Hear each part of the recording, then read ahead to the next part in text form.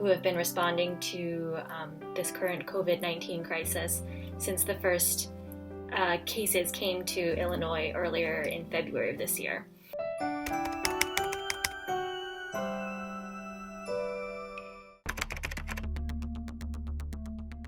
Illinois, and Chicago in particular, was the first place in the United States where there was documented community spread of COVID-19. On a professional note, COVID-19 occupies every single waking moment and every decision of any healthcare worker here in the U.S. We are trying to do our best to keep our patients and our colleagues safe amidst a global crisis in which we don't have enough testing and we don't have enough people to do the contact tracing that we need to isolate and find cases before they are out in the community.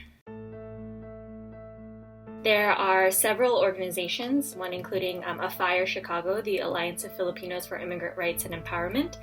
They've been holding communities discussions to try and figure out how we as a Filipino community here in Chicago can make sure that those of us who are most vulnerable get the resources that are needed. So this includes sharing Tagalog language COVID patient education materials. This includes building virtual spaces for people to gather together to try and figure out who's performing wellness checks on lolos and lolas who might need supplies brought to them so they don't have to go out and expose themselves to the disease. This includes, younger members of the community teaching titas and their Filipino cultural groups how to have organizational meetings online so they can still maintain social connection in this time of physical distance.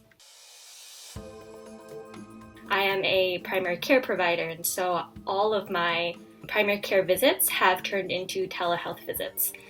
We are talking about people with chronic health diseases that put them at greater risk for COVID, such as diabetes, high blood pressure, and other types of lung and heart disease, and immunocompromised people.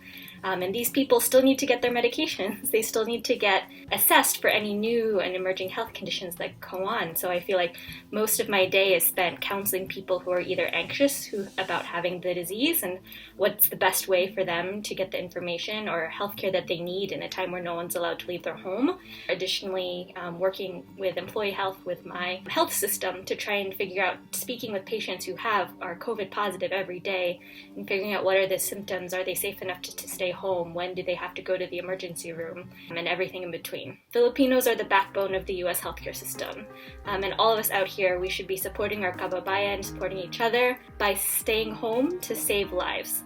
And that's the biggest thing.